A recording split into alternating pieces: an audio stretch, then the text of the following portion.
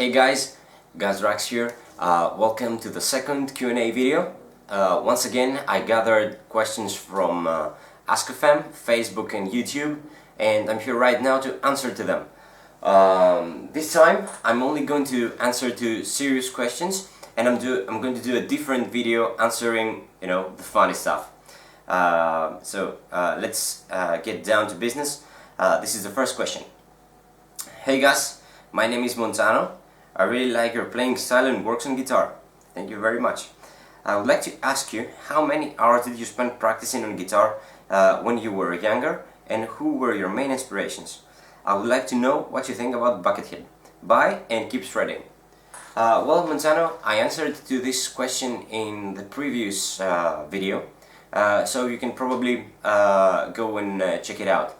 For your second question, about my inspirations and my influences, I would say that my main influence, like I said many times before, is Mr. John Petrucci. He influenced me in every aspect of guitar playing, from technique to songwriting to whatever it is.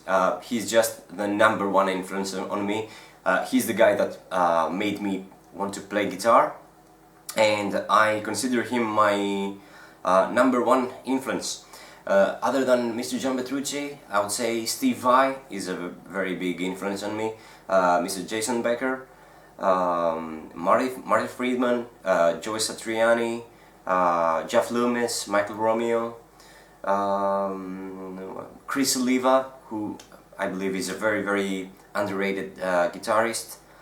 Yeah, and many more to mention. Yeah. About Buckethead, yeah, I really believe he's a very, very good guitarist. He's phenomenal. Next question. How long have you been playing? You're obviously gifted. Also, I'm asking, any schooling? We want to know how you got to this point and the history that you got here. Example, are you self-taught? I'm playing from 2002. It's like 12 years, yeah, now. Thank you very much for your nice words.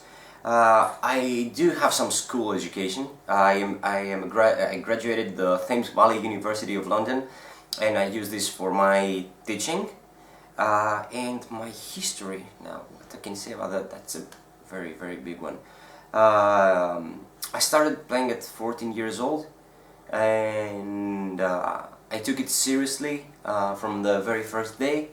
At about 19, I got asked from biomechanical to join the band, and yeah, that's where it started being professional, and I decided that it's the chance for me to become professional and to do it, for a lifetime, and that's pretty much how it went from there. I just focused on music. And no, I'm not self-taught. I took guitar lessons when I started playing guitar. Next question. Hey Gus, how is it going? Have you ever thought releasing an album? Have you released any songs lately? Why don't you sing in your band as well, and you are only playing guitar? Okay, but your first question. This might come as a surprise. As a very big surprise.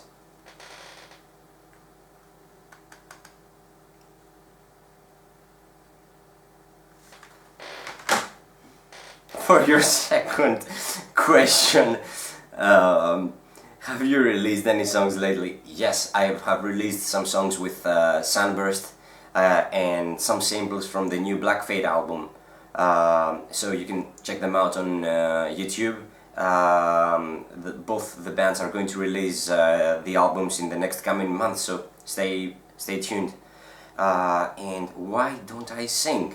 The only thing that you have to do to answer this question is actually listen to me,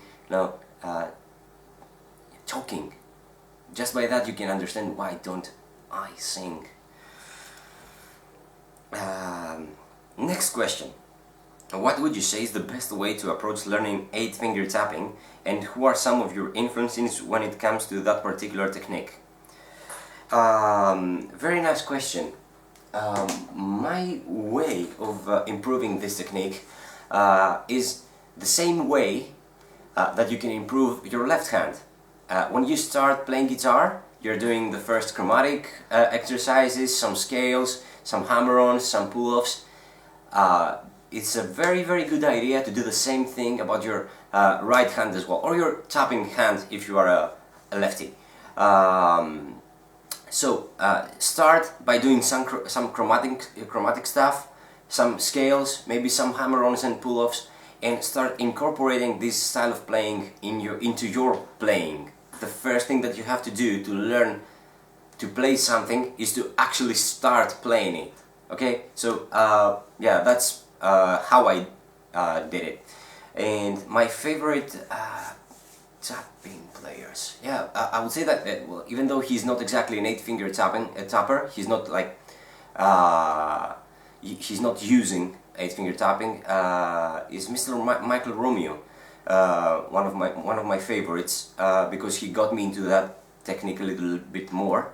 And when it comes to 8-finger tapping, I think that Chris Broderick was the one who actually got me into that, playing with his 8-finger tapping arpeggio thing.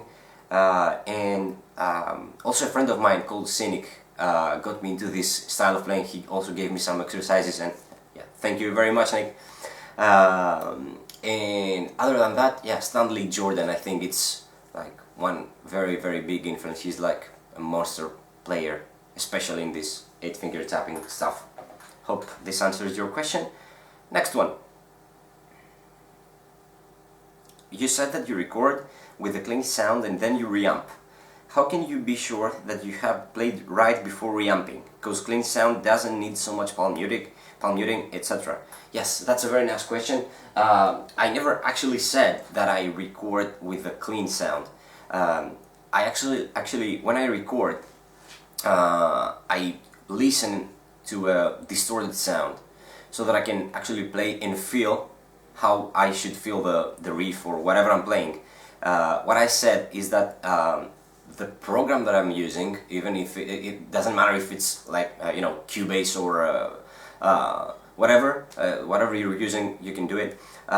You just record a dry signal while you're listening and distorted sound. You can easily do it with a plugin. You record a dry signal, and you take that signal and you reamp it. That's how it works. So you don't record while playing with a clean sound. You're playing with a distorted sound and you're recording a dry signal. Okay, hope this helps. Next one. Are you available for guest solos and session work for other artists and bands? Yes, I am available for guest solo work, session work, whatever it is. Just email me at gus.drax@hotmail.com or in my Facebook pages, profiles, whatever, and we will take it from there, okay? Next one.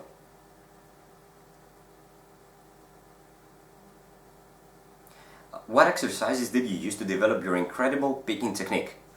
I started doing some techniques from my favorite guitar players like John Petrucci and Paul Gilbert. I think that these two guys were mostly responsible for my picking technique when I started playing guitar, and after a certain point I started creating my own exercises as well. So yeah, hope this answers your question. And here is the last question for today's video. What age were you when you started playing and why? Did you take lessons? How many guitars do you own?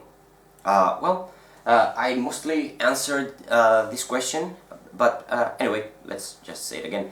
I started at around 14 years old. I immediately started taking lessons, and I just saw John Petrucci one day, and I immediately knew what I wanted to do. So I started playing guitar and taking lessons. I own 5 guitars. My first one is right there. The one I started is a very cheap one. My 2 Schecters, one classical and an old LP, which is actually not a Music Man. It's actually a cheap cheap model made by one company, which is exclusively licensed thing or whatever, which I got when I was like 16 years old. And yeah, these are my guitars and so far, and I'm still expecting my new signature model, which is probably going to arrive in a few weeks, and I'm super excited. So yeah, thank you very much for your questions, my friends. If you want me to keep doing this kind of videos, just let me know in the comments. Maybe you can also throw your questions there, and I will soon make another video. Thank you very much once again, and I'll see you soon. Bye.